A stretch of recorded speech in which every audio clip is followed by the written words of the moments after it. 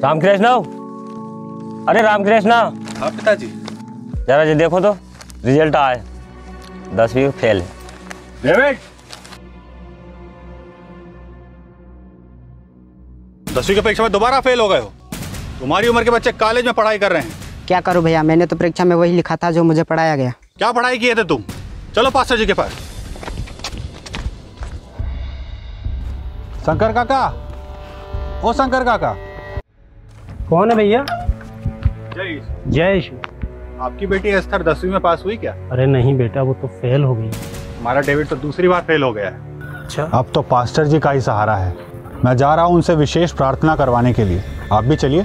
प्रार्थना असर करेगी? खैर मैं भी चलता हूँ। चलिए। एस्थर, ओ बेटा एस्थर।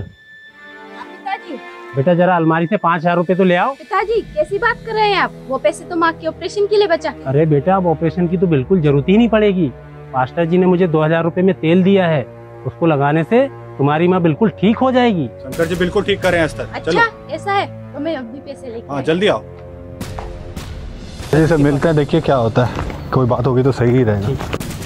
अरे शैतान का घर, आंखें बंद करो।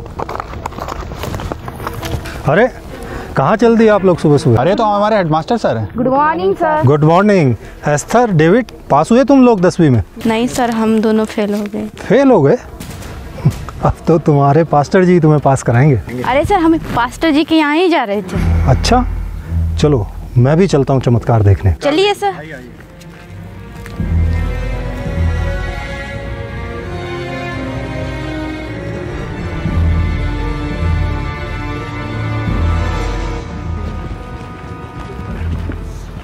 Pastor ji, pastor ji.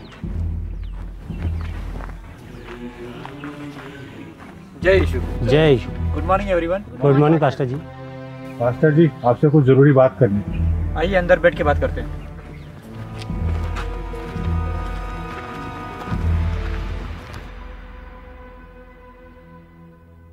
Pastor जी, हमारे दोनों बच्चे 10वीं की परीक्षा में फेल हो गए हैं। कृपया विशेष प्रार्थना कीजिए ताकि अगली बार पास हो सके। शंकर जी। रुको, सबसे पहले मैं बच्चों के क्वेश्चन पेपर से कुछ सवाल करना चाहूँगा।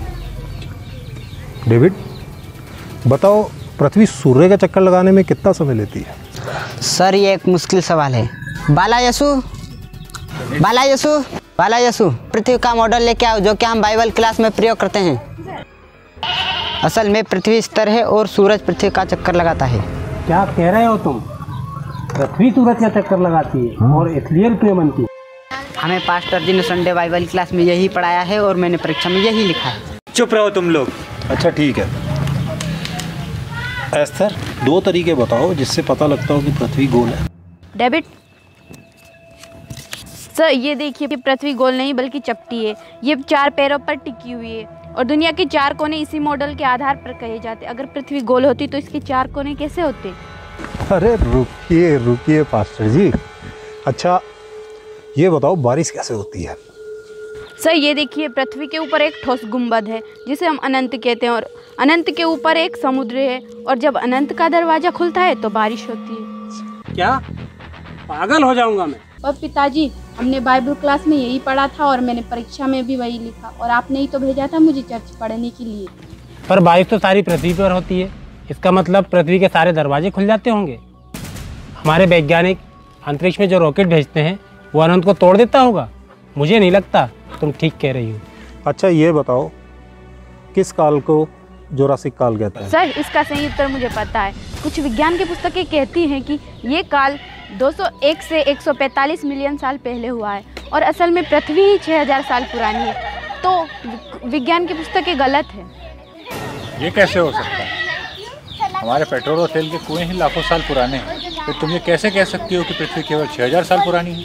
रुकिए, इंतजार कीजिए, अभी तो पास्टर जी और समझाएंगे। डेविड ये बताओ, मलेरिया और फाइलेरिया बीमारी कैसे होती है और इसका इलाज क्या है? मलेरिया तब होता है जब मलेरिया राक्षस हमारे शरीर पर कब्जा कर लेता है और उससे पीछा छुड़ाने के लिए आपको यीशु की प्रार्थना करनी होगी। मलेरिया और फाइलेरिया मच्छरों के काटने से होता है और इसको ठीक करने के लिए हमें दवा लेनी पड़ेगी। तो क्या आज से 2000 साल पहले यानी जीसस के जन्म से पहले मलेरिया जैसी बीमारियां नहीं हुआ करती थी? रामकिशन जी रुकिए।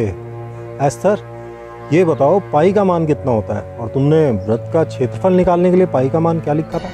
हो, मैं अब एक भी झूठ नहीं सुनूंगा। कृपया करके यहाँ से जाइए, चर्च में प्रार्थना का समय है। अरे पास्टर जी रुकिए, बैठिए। महोदय, तो ये लिखा था आपके बच्चों ने परीक्षा में, अब आप ही बताइए ये किस तरह पास होंगे? पास्टर, तुम हमारे बच्चों को सब कुछ गलत पढ़ाकर उनकी ज़िंदगी क्यों बर्बाद कर रहे हो? बाइबल क्लास में हम वही पढ़ाते हैं जो बाइबल में लिखा है। मैंने अपने से कुछ जोड़ा नहीं है। इसमें हम ये उम्मीदें नहीं करते कि ये सब बातें बच्चे परीक्षा में लिखें। ये तो बस बाइबल क्लास के लिए है। बाकी जो बच्चे पास हुए उन्होंने तो वही लिखा जो पुस्तकों में लिखा है। मतलब बाइबल में जो लिखा है वो सब गलत लिखा है? नहीं, बाइबल में ईश्वर के शब्द है, उसमें लिखा सब कुछ सत्य है। बाइबल पर आधारित आपका पृथ्वी का मॉडल पूरी तरह से गलत साबित हुआ है। और इस बात की क्या गारंटी है कि जो आप सेकंड कमिंग और हेवन के बारे में कहते हैं वो सच ही हो? अगर ये सब वेरीफाई हो पाते तो ये भी गलत ही साबित होते। आप अपने बेटे बाला यीशु को तो सही पृथ्वी का मॉडल सिखा रहे हैं और हमारे बच्चों को सब कुछ गलत सिखा रहे हैं। आपका बेटा बाला यीशु भी हमारे बच्चों की तरह ही संडे बाइबल क्लास में जाता है, लेकिन वो तो अपनी हर कक्षा में अच्छे नंबर से पास होता है। तुम अपने बच्चे को तो सही विज्ञान पढ़ा रहे हो और हमारे बच्चों को बाइबल विज्ञान पढ़ाते हो। और जहाँ तक मुझे पता है, इन्होंने बाइबल के नियमों का पालन करते हुए अपने माँ बाप तक को घर से निकाल दिया, और ये हमें धर्म सिखाएंगे। हमें स्वयं को दोष देना चाहिए। फसल के लिए बीज और उर्वरक खरीदने से पहले हम अच्छी तरह जांच पड़ताल करते हैं, तभी खरीदते हैं। लेकिन हमने बिना जाने परखे, बिना कुछ सोचे अपना धर्म छोड़ दिया और दूसरों का धर्म अपना लिया। हमारे सामने हमारी पत्नी, हमारी बेटियां बिंदी चूड़ी पहनना छोड़ देती और विधवा की तरह लगने लगती। हमने अपने पूर्वजों और भगवान बालाजी का अपमान किया है। आज हमने एक बड़ी सीख ली।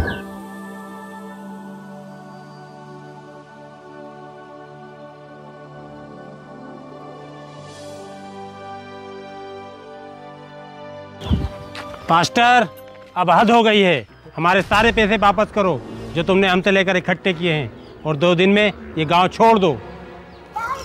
हमारी ही गलती है जो हमने अपने बच्चों पर बिल्कुल ध्यान नहीं दिया और यही समझते रहे कि ये इसलिए फेल हो रहे हैं क्योंकि ये ठीक से पढ़ाई नहीं करते।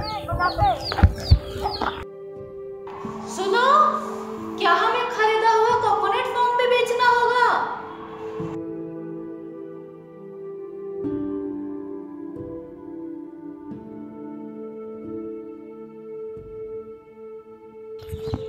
आप जो सिखा रहे हैं वो गलत है। आज से मेरा नाम बाल यीशु नहीं, बाल कृष्णा है। मैं घर छोड़ के जा रहा हूँ, अपने दादा दादी के साथ रहूँगा।